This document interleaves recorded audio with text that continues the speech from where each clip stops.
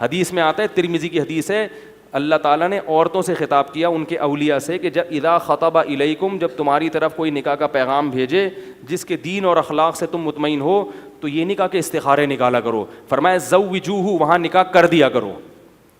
تھوڑا سا چھان پھٹک کے دیکھا بندہ صحیح ہے, ہاں بھائی اخلاق و عادات کا صحیح ہے, بندہ ذمہ دار ہے, تو یہ نہیں کہا کہ استخارے نکالو. یہ جاہلوں والے استخارے ہیں جو آج کل ہو رہے ہیں.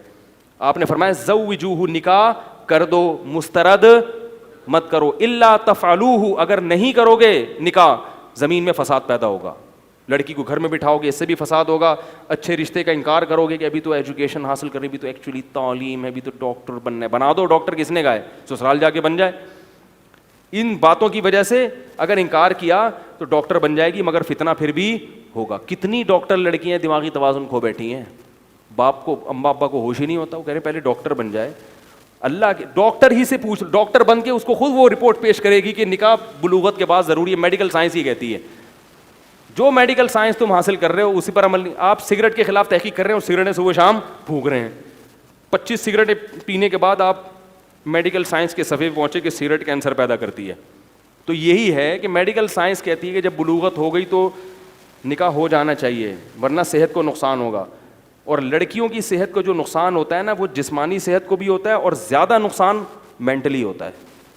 یہ بڑا خطرناک ہے. اوپر کی سیٹنگ کیا ہو جاتی ہے, آؤٹ. سب کی بات نہیں کر رہا, جو خواتین بیان سن رہی ہیں ان کے علاوہ کی بات کروں, سب کو ایک جیسا نہیں سمجھا کریں, وہ سیٹنگ آؤٹ ہو جاتی ہے. تو اسلام دین فطرت ہے, وہ ہوائی باتیں نہیں کرتا. باقی یہ کہ یہ کلچر کو ختم کریں.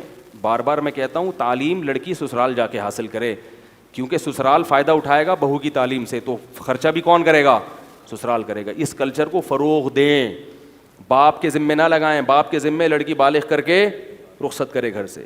ڈاکٹر میٹرک تک کرا دے, اس کو انٹر کرا دے جو بیسک تعلیم ہے. باقی ایجوکیشن, ہائی ایجوکیشن کہاں جا کے حاصل کرے گی, سسرال. پھر شوہر کہے بیگم میں چاہتا ہوں آپ پی ایچ ڈی ڈاکٹر ہو, لوگ فخر سے کہیں کہ یہ پی ایچ ڈی کی کا میاں ہے. تو بیگم کہے آپ کی, میری وجہ سے آپ کی زیادہ تو پیسے نکالیں. یہ ہونا چاہیے. ساس کہے کہ میں ڈاکٹر بہو لانا چاہتی ہوں, تو بھائی یہ 13 سال کی لڑکی ہے, اس کو لا کے آپ اپنے خرچے پہ کیا بنا دیں, ڈاکٹر بنا. ایک دھیلا بھی حرام خور, پھر یہاں مجھے آتا ہے غصہ, ایک دھیلا بھی حرام خور خرچ کرنے کے لیے تیار نہیں ہے. پھر اللہ ان کو عذاب دیتا ہے ان کی بیٹیوں کی صورت میں. جو بہو سے لیا ہوتا ہے نا, سارا نکلتا ہے اپنی بیٹیوں میں. اور عجیب بات ہے, بہویں کم آتی ہیں, بیٹیاں زیادہ ہوتی ہیں فیملی پلاننگ کی وجہ سے. کیونکہ آپ کے 2 بچوں کے بعد آپ نے روکنا بھی ہے. تو اگر وہ ایک آدھ بیٹا ہو گیا تو روک دیں گے, بیٹا نہیں ہوا تو بیٹے کی لالچ میں 5-6 بیٹیاں ہو جاتی ہیں.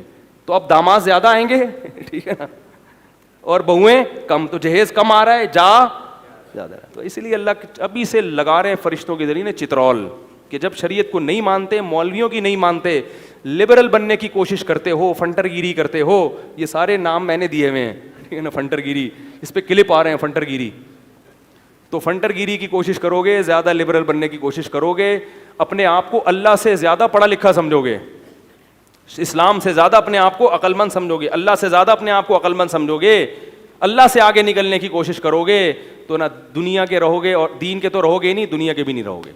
اس لیے اللہ کا شکر ہے میں نے علماء کے گھروں میں سکون دیکھا ہے. وہ ان فضول چیزوں میں پڑھتے ہی نہیں ہیں. وہ بر وقت خود بھی نکاح کرتے ہیں, اپنی بیٹیوں کو بھی 13 14 سال کی عمر میں رخصت کر دیتے ہیں. بڑے آرام سے ہنسی خوشی زندگی گزارتے ہیں. بیٹیوں کی محبت بھی برقرار رہتی ہے, بیٹیاں سسرال میں ایڈجسٹ بھی ہو جاتی ہیں جا کے, اور نہ خرچہ کراتے ہیں نہ خرچہ کرتے ہیں, نہ جہیز لیتے ہیں نہ کسی کو دیتے ہیں. بولا ایسے ہی ہیں, وہ خوش رہتے ہیں. تبھی ان کی تھوڑی تھوڑی آمدنوں میں اللہ برکت بہت دیتا ہے, اور خوش رہتے ہیں. سب سے بڑی بات یہ, ٹینشن والی حساب نہیں ہے. تو یہ لوگوں نے اپنے لیے پھٹیگیں پالی بھی ہیں, معذرت کے ساتھ بازاری الفاظ لوگ کہتے ہیں, لیکن اس کے علاوہ کیا کروں میں, کوئی مہذب لفظ تھوڑی, یہ کام ایسے ہیں نا, تو اس کے لیے لفظ بھی پھر ایسے ہی لانے پڑتے ہیں مجبوراً. تو اس کلچر کو فروغ دیں گے.